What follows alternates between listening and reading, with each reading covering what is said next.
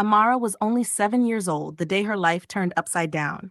Her mother died while giving birth to her baby brother, leaving her world empty and confused. Her father, a poor taxi driver in Enugu, tried to manage, but looking after a newborn and a little girl at the same time was more than he could handle.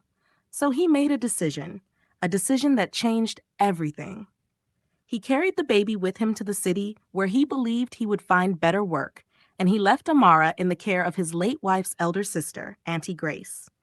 He held her small hands that day and said softly that she would only stay with Auntie Grace for a short time, that she would be loved as a daughter. But those words turned out to be empty. From the very first day in that house at Agba, Amara understood she had entered a new life of pain. Auntie Grace was a woman hardened by disappointments.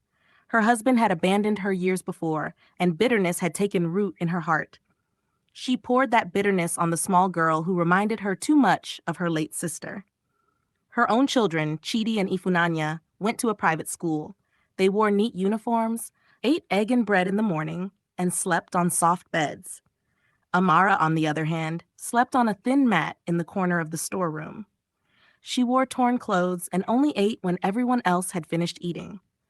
Each morning, before the sun rose, she would fetch water from the public tap with heavy buckets, wash plates, sweep the compound, and scrub the toilets. And when anything went wrong in the house, even things she did not do, Auntie Grace would beat her mercilessly. One afternoon, after Amara had washed a pile of clothes and spread them in the sun, she overheard Auntie Grace shouting at her neighbor. The words stung her heart. "That girl is not my child. She is a burden I am carrying. If not for pity, would I be suffering with someone else's daughter?" Amara stood behind the wall, frozen. Her small chest tightened. That night, lying on her mat, she whispered into the dark, "Mama, why did you leave me? Who will protect me now?" At school, Amara hardly spoke. She was quiet, always keeping to herself. But she was brilliant. Her teacher, Mrs. Nwankwo, noticed her intelligence and often called her the brightest light in the class. Yet even brilliance could not wipe away the marks on her skin, the scars on her back, and the sadness in her eyes. Then came the day that marked her forever. It was a Saturday morning. Amara was cooking beans while sweeping the compound at the same time. The beans burned slightly at the bottom of the pot. When Auntie Grace came into the kitchen and perceived the smell, her face changed. "You want to waste my food? Do you know how expensive beans are in the market?" "Useless girl." Amara tried to beg.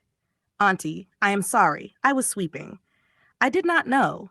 But before she could finish, Auntie Grace grabbed a kettle of hot water from the stove and in a moment of rage poured it directly on the child's face.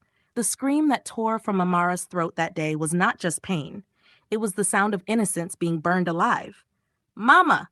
Mama! My face!"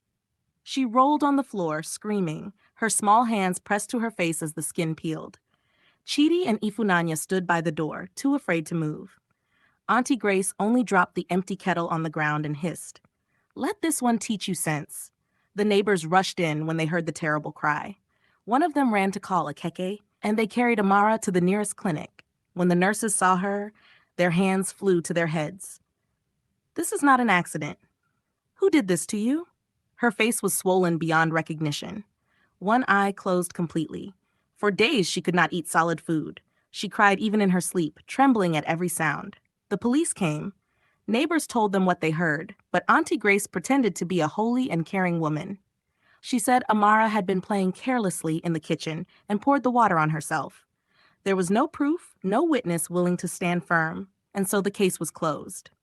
But something in Amara broke that day. Her silence became heavier than ever. Weeks passed before she could even say a word again. At last, tired of the new burden she had created for herself, Auntie Grace sent her back to the village. "Go to your grandmother." Amara returned to the village with her face scarred, her heart hardened, and her childhood stolen. She was no longer just a little girl. She had become a shadow. One evening, she sat outside her grandmother's small hut, looking at the sky.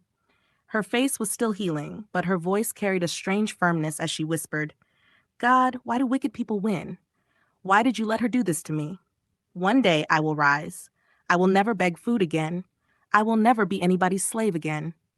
That night, for the first time since the accident, she looked at herself in a small, cracked mirror.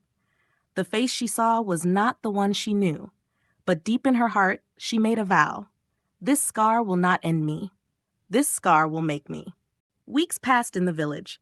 Amara stayed with her grandmother, Mama Nena, who tried her best to comfort her with warm food, soft words, and prayers at night.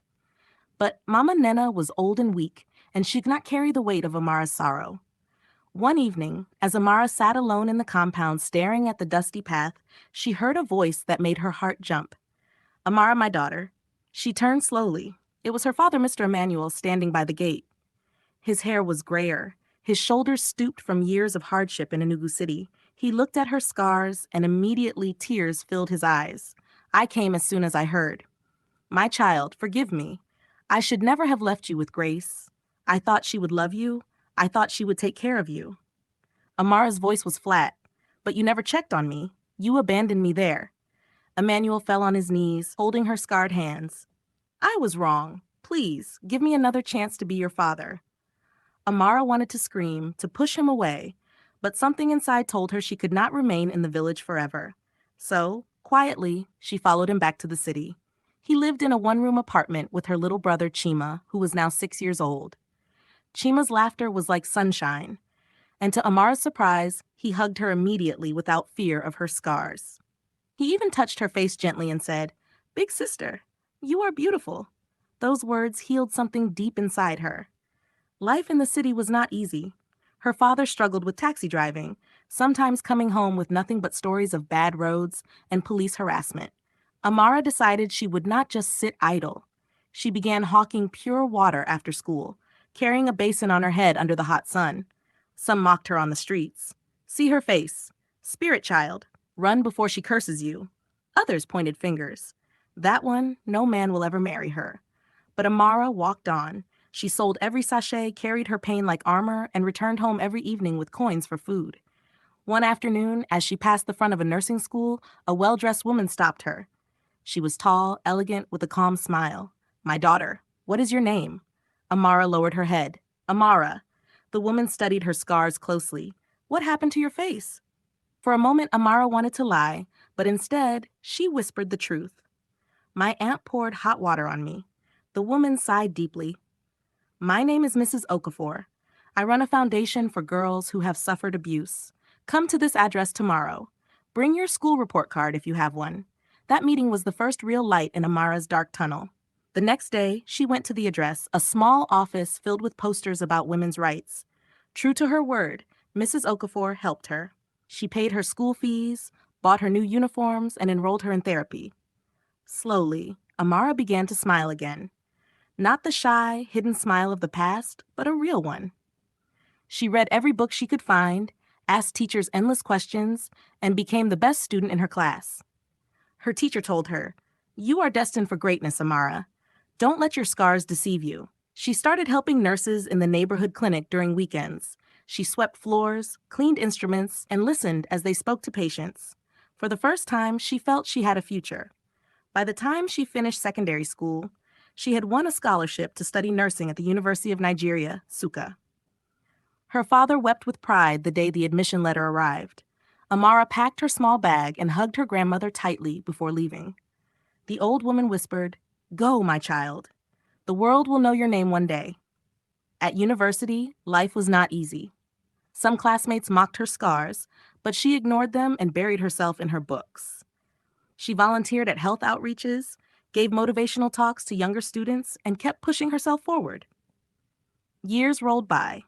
She graduated with honors, passed her professional exams, and started working as a nurse. By the time she was 28, she had become known in Enugu for her kindness and her skill. But destiny had more surprises. At 30, Amara was offered a chance to work in a large hospital in the United Kingdom. It was a dream she had never imagined, but she took it. With her passport and her scars, she boarded a plane and left Nigeria. In London, she worked long hours, treating patients from different backgrounds. Her scars were still there, but instead of shame, she carried them like medals. People admired her courage and respected her strength. One evening, after finishing a night shift, Amara returned to her small apartment and checked her phone. A Facebook message notification blinked. She opened it. The name on the message froze her blood. Grace, Auntie Grace. The message was short. Amara, please help me. I am dying. Her phone slipped from her hand. Her chest tightened as memories rushed back. The kettle, the scream, the pain. Another message appeared. I have no one left. Please. Amara sat on the bed, her hands trembling. The woman who once tried to destroy her was now begging for her life. For 10 minutes, she stared at the screen, torn between rage and pity. Then she whispered to herself, I am no longer that child. Amara booked a flight back to Nigeria.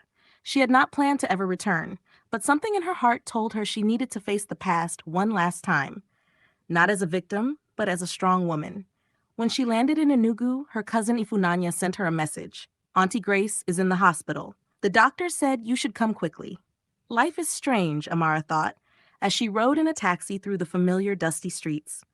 The same people who once mocked her scars now stared at her in admiration. She had grown into a confident woman, walking tall, with the quiet strength of survival. At the hospital, she met Ifunanya at the entrance. The once proud girl was now worn out and humble. Amara, thank you for coming.